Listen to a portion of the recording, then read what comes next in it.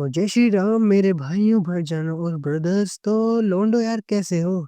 तो यार ज्यादा बकवास न करते एपिसोड स्टार्ट करता हूँ। तो इस एपिसोड की शुरुआत होती है एक सुहाने से दिन से। लग गए, लग गए, लग गए, लग गए, लग गए। अभी कौन बोल रही है ये? अरे भाई, अरे भाई भाई भाई, ये तो अपने हो का जनाब है। हालत है देखो इनकी, भिखारियों से ही बदतर हो चुकी है। एक टाइम पे ये जनाब तो हाईएस्ट रैंकिंग प्लेयर हुआ करते थे कोरोना ऐप के। और यही नहीं, ये कमांडर भी थे वर्ल्ड गिल्ड अलायंस के। और इन्होंने यूट्यूब और अपने स्ट्रीमिंग करियर में अपने चार्मिंग फेस के द्वारा इतनी सफलताएं प्राप्त की थी कि पूछो ही मत। और ये एक टाइम पे तो टीवी पे ही आया करते थे।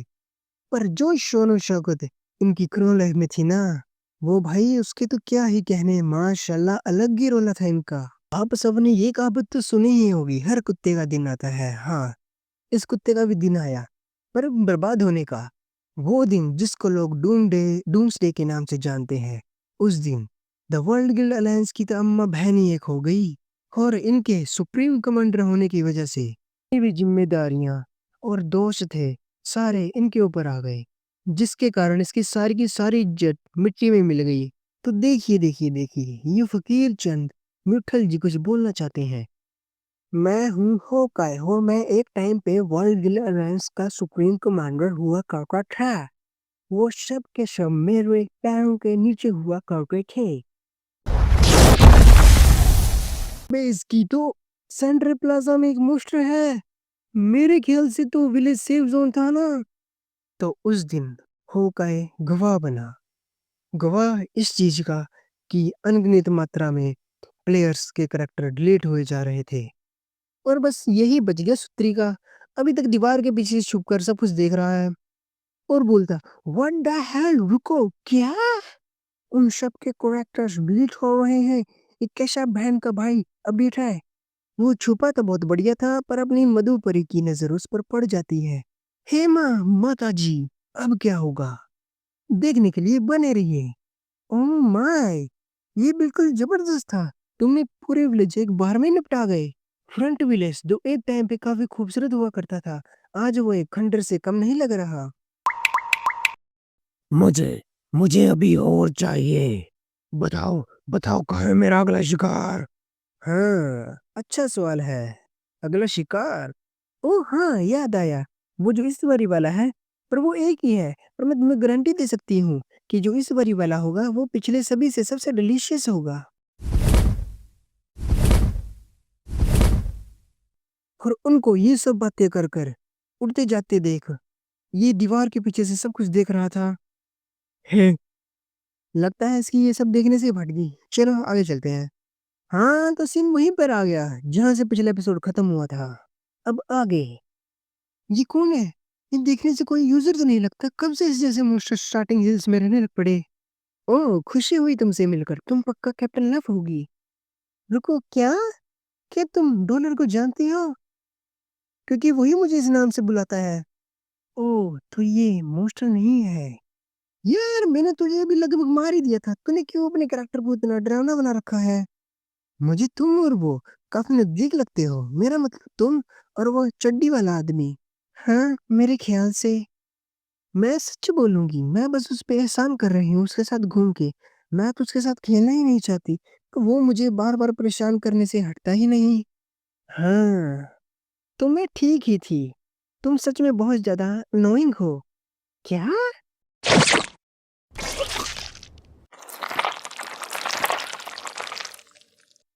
तो चलो अब मर जाओ और अब से अपनी औकात में रहना, कुतिया।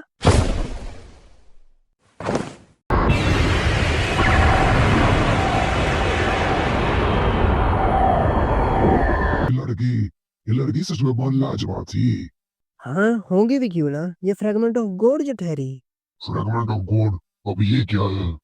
कुछ ऐसा जो तुम्हें जानने की जरूरत नहीं, और अपने बारे में इतनी चिंता मत करो। और ये बोलते बोलते वो लब के मफलर को अपने पैरों से कुचल रही थी। क्या अब हमें चलना चाहिए? चलो, तुम्हारे लिए कुछ इससे ज्यादा डिलीशियस ढूंढते हैं। तो तुम कहाँ जाने के बारे में सोच रही हो? और ये लाइन बोली थी अपने जी यू ने, जो पूरे गुस्से में लग रहा था। ओह नूब, काफी लंबा समय हो गया ना। कैसे हो तुम? चुप कर। और उठा ले अपना वो घटिया गंदा पैर। अगर तू मेरे हाथों से मरना नहीं चाहती। ओह ये, ओह सॉरी सॉरी, लगता है मैंने गलती से इस पर पैर रख दिया होगा। कैप्टन लव का रिबन पूरा गंदा हो चुका था। ओए टेंटिकल वाले बंदे, कैसा रहेगा कि हम इस सब की शुरुआत धुलाई से करें।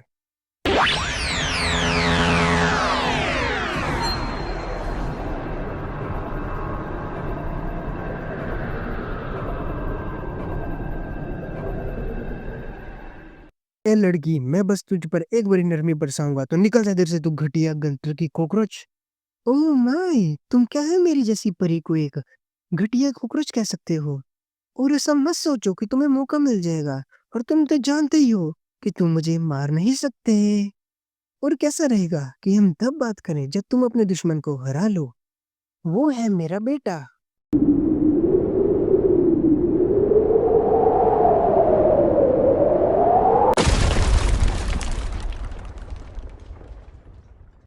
बोले तो भाई, अब ठीक हो ना?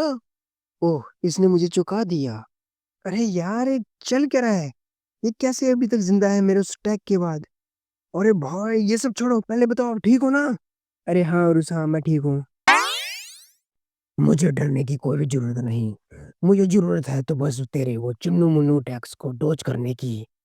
तू मुझे उन अपने चुन्नू मुन्नू टैक्स से छू भी नहीं पाएगा। ओह, तो ठीक है, ठीक है, ठीक है। तो तुम सोचते हो कि तुम बहुत ज्यादा फास्ट हो, तो मुझे लगता है कि मुझे अपनी थोड़ी सी पावर बढ़ाने की जरूरत है। तुम यहाँ किसी को डराना चाहते हो? तुम यहाँ किसी को भी डरा नहीं रहे।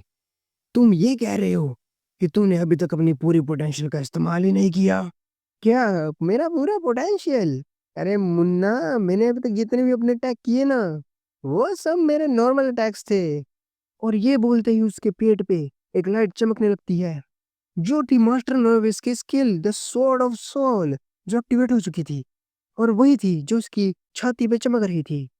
ओए कॉकरोच जूनियर, ये मेरा पहली बार होगा कि मैं अपनी एक्चुअल स्किल इस्तेमाल करने जा रहा हूँ। तो ये बहुत दुखने वाला है, तो और मैं तुझे सलाह देता हूँ कि तू इसको डोज ही करना। और जियो अब ये कहने के बाद अपने वुन स्टिक को कस के पकड़ लेता है, और अटैक की पोजीशन में आते बोलता, स्किल एक्टिवेट, मिलियन स्ट्राइक्स। जिसका इम्पैक्ट प्लेनेट से बाहर निकल रहा था, और अंतरिक्ष से जाते जाते वो जुपिटर तक जा रहा था। जियो को अपनी पुरानी यादें याद आ रही थी, जिसमें उसने अपने पल कैप्टन लव के साथ बिताए थे। और ये देखो, टच भी हो गया उसका अटैक जुपिटर से। आखिर में जियो उस कैप्टन लव की प्यारी सी स्माइल को याद करता है। लो लौंडो, हो गया फिर से एक और कांड। पहले पृथ्वी की ले ली, और जुपिटर की भी। अबे एक मिनट, इतना सन्नाटा क्यों हुआ भाई?